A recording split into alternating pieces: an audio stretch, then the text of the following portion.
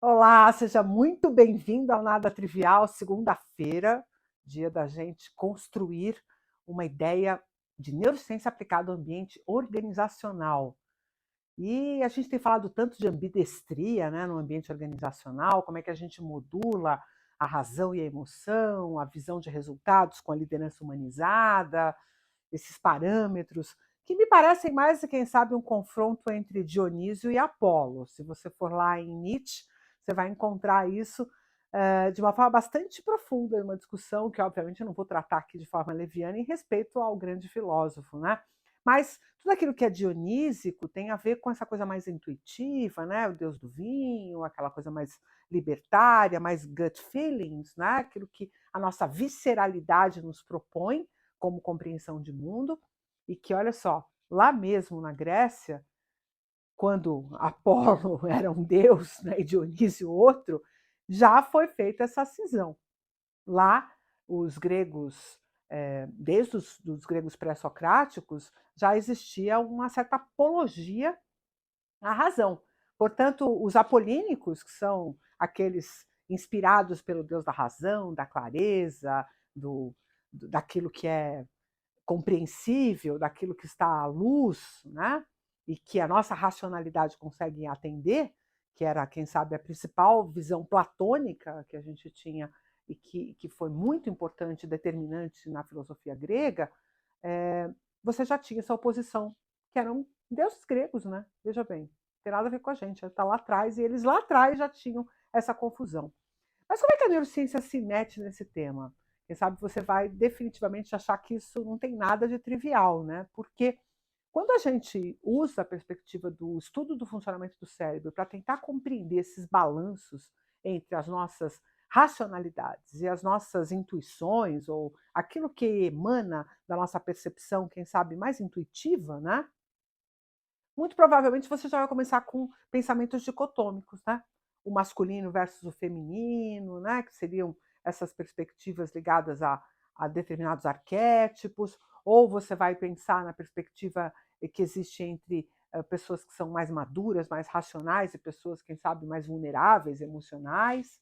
E é esse cuidado que a gente tem que ter, porque, na verdade, é possível que o que a gente precisa é de um bom tempero entre os dois. E eu já tenho defendido isso muito fortemente nos trabalhos que eu faço nas organizações, nossos workshops, as palestras que eu dou, tem muito esse foco, da gente começar a entender que nós precisamos construir esse lugar, essa ambidestria, essa capacidade.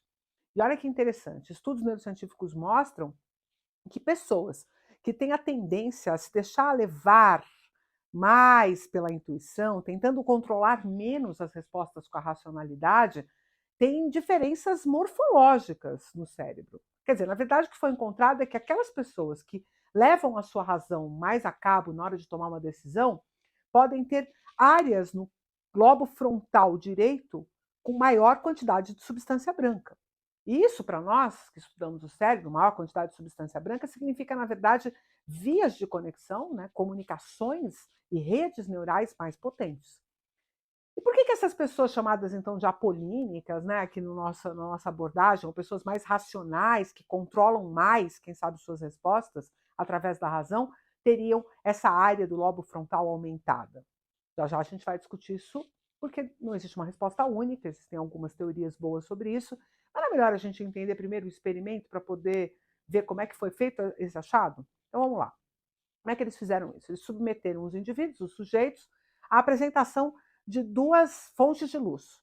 Acontece que essas fontes de luz elas eram apresentadas com um delta entre elas bem pequeno, um intervalo de tempo mínimo, que não era nem capaz de ser percebido pela consciência. Isso é uma coisa maluca, porque para que a consciência perceba um fenômeno, ela precisa de 300 milissegundos, tá? Isso já é bem conhecido.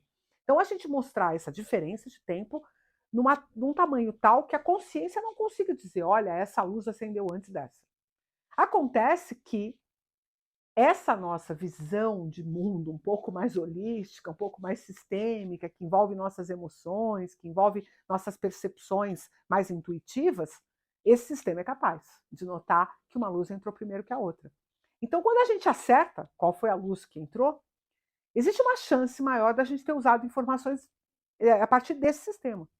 Que quando a gente usa informações a partir do sistema da racionalidade, portanto, é mais apolínico naquele momento, a chance da gente acertar acaba ficando meio a meio. Então, o que eles viram foi o seguinte, que pessoas que teriam essa tendência, quem sabe mais intuitiva, acertavam mais nesse teste do que aquelas que tinham uma visão mais racional. E aí que está o grande achado, porque quando eles foram olhar essas pessoas, esses dois grupos que foram formados em relação à resposta a esse teste, eles foram olhar a imagem cerebral desses indivíduos, o que eles notaram foi justamente isso que eu contei para vocês.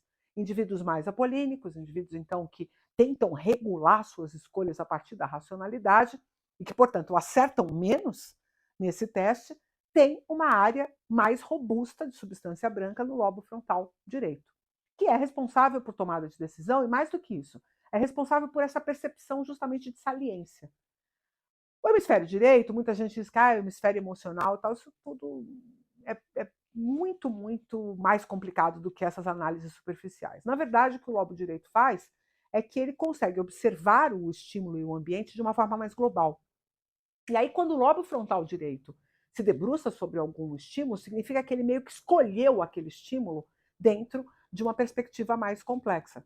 Quando eu tenho mais conexões nessa área, o que acontece? Eu tenho mais chance do córtex intervir diretamente nesse processo de escolha. E aí eu corro o risco de errar, porque esse delta que tem entre essas duas apresentações não é suficientemente grande, né? Então, a apresentação de uma luz não é tão distante da outra para que o córtex seja capaz de discriminar. Nós vamos precisar de mais recursos que envolvem, inclusive, a nossa emocionalidade. E aí que entra a história do dionísico. E você pergunta, bom, Carla, e no ambiente organizacional isso fica como? Fica da seguinte maneira: é muito comum a gente condenar as pessoas que se deixam levar pelas suas intuições. Inclusive, a gente, né, nem dá muito crédito para elas. Mas por que a gente não dá muito crédito para elas? Porque a gente geralmente observa esse fenômeno quando as pessoas erram. E quando elas acertam, a gente nem considera se foi um gut feeling ou se foi uma racionalidade. Simplesmente ela acertou. Aí quando elas erram e erram por causa da intuição, a gente fala, tá vendo? Ó, muito emocional, se deixa levar pela emocionalidade, não foi racional o suficiente. Ainda que a gente não faça a pergunta, né? Que eu sempre me lembro dessa passagem do livro do Nassim Taleb, que é o Antifragilidade, depois ele repete isso no livro A Pele em Risco, né, Skin in the Game, onde ele vai dizer assim, vocês perguntaram essa mesma coisa para o cemitério? O que isso significa? Vocês perguntaram para as pessoas que erraram usando a racionalidade?